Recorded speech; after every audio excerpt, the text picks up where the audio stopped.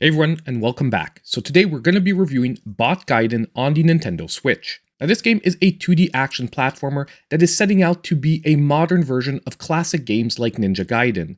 It just released on December 7th of 2022, and it sells on the US eShop for $14.99. The game was published by eSHOP, and it has an overall download size of about 1.1 gigabytes. Now, trying to live up to the fun yet challenging gameplay of games like Ninja Gaiden is quite a task, and today we're going to figure out if this game is up to it. Now just remember, if you are liking the content, one of the best ways to help support the channel, hit that like button.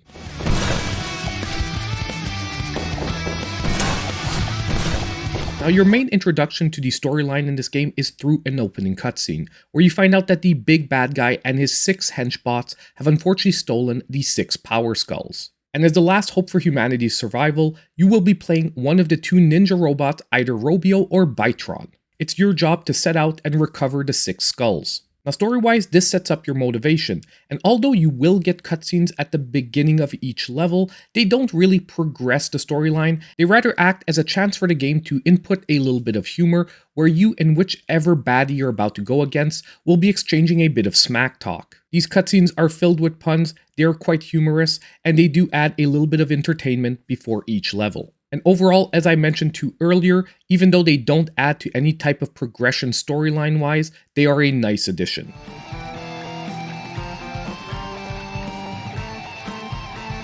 Now if we jump over to the gameplay, which is pretty much what will make or break a game like this. Now first of all, just to situate yourself gameplay-wise, I would say that rather than just a modern version of Ninja Gaiden, this game really feels like a fusion of elements of Ninja Gaiden with elements of Mega Man. Just like in the Mega Man game, the order in which you approach the levels is totally up to you. You can choose to confront the 6 hench-bots in any order, and each one will give you a power-up which will help you in the future levels. However, when we enter the levels, the gameplay and main mechanics really do feel inspired by Ninja Gaiden, all the way to the way you stick to every wall. Now, just before we go any further with the description of the gameplay, this is where I want to warn you that this is a very challenging game.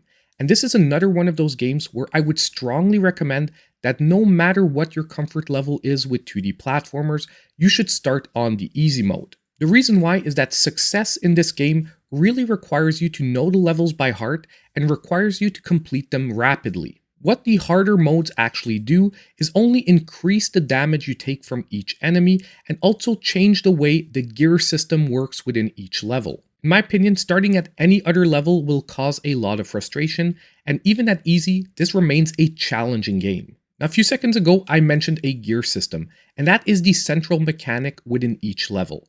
Basically, when your robot starts each level, it will only have its basic abilities. You then have to collect gears throughout each level to acquire your more advanced abilities. And these gears will always be presented in a linear fashion. The first one you will pick up will give your double jump, the second one will give you your projectile, the third will give you a dash attack, and the final one will give you a speed up. In easy mode, the only thing that will make you lose these upgrades is death. However, in any of the harder difficulty modes, you will either lose a gear each time you take damage, or even in hard mode, you will lose them all as soon as you take 1 point of damage. Which is why, as a first playthrough and a way to learn the levels, I strongly recommend the easy mode. It will give you a more pleasing and fair feeling experience. The second thing you have to know about the gameplay here is that the most important element to be successful is to also complete the stages rapidly. The reason why is the more time you take to complete the level, the harder the boss will be. As you're going through the level, you will see his health bar at the top right increase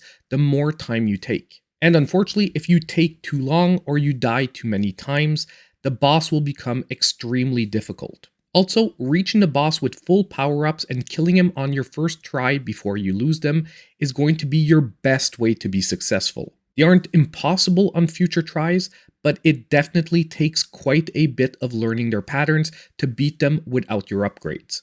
Now, although I did enjoy this facet of the gameplay in theory, I did feel that it was an odd contradiction. The reason why is because if you're taking longer to get to the boss, that generally means you're less skillful than a player who reaches it quicker. And then you once again increase the level of difficulty for the less skillful player by making the boss harder. And I can see where some players will definitely find a bit of frustration here. The good news, however, is if you do need a fresh start on a level, they've made it incredibly easy by just hitting the minus button. And once you've gone through a level sufficiently and you've become skillful enough at the gameplay, they can generally be finished in about 2 to 3 minutes. Also, the faster you complete a level, the more upgrades you'll get for future ones. Once again, creating a type of snowball effect where the better you are, the easier the game becomes. Now overall, I've got to say I really did enjoy the gameplay here.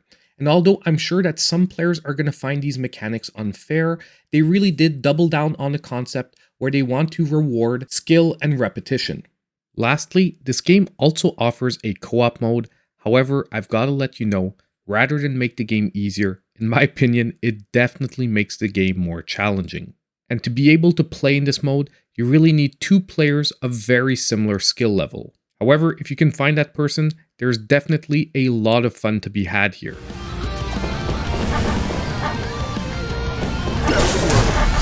So now if we take a couple of seconds to speak about the controls.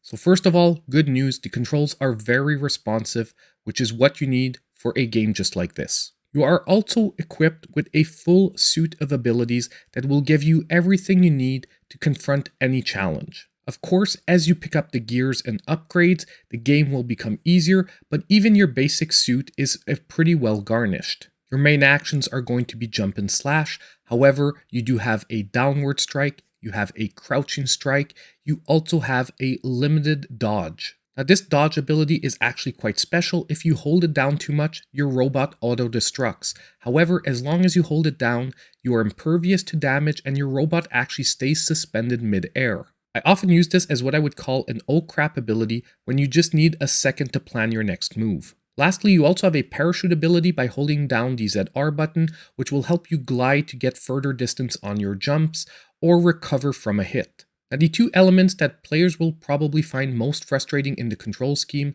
is number 1, sometimes you'll stick to walls when you really don't want to, and it can be somewhat challenging to drop in exactly the way you're aiming for. But that's always been a classic Ninja Gaiden thing, and I actually enjoyed that they reproduced it here. However, the second thing you need to know about is that whenever your robot takes damage, it freezes mid-air and drops straight down. If you're over a pit, this could mean instant death.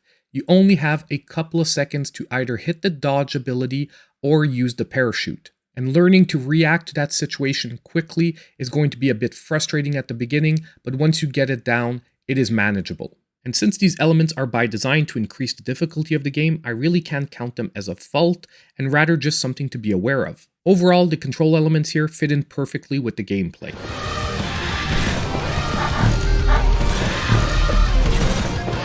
Now if we move on to the graphics and sound.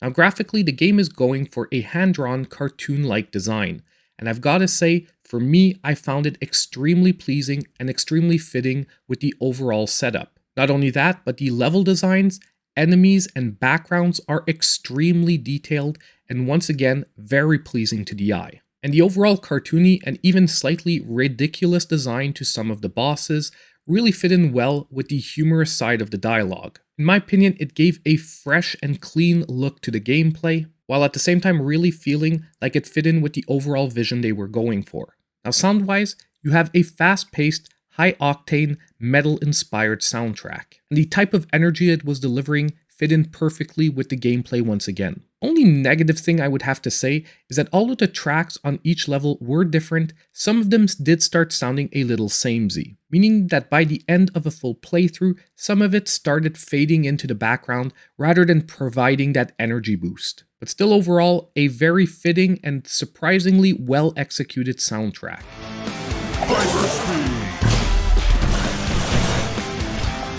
So now we come to the verdict. And if this is the first time watching one of my reviews, my full review scale is available down below in the description of the video. And in the case of Bot Gaiden on the Nintendo Switch, I'm going to be giving this game an 8, putting it at the low end of a great game. Now this score, however, is going to come with a warning. As I mentioned in the gameplay section, this game is quite challenging.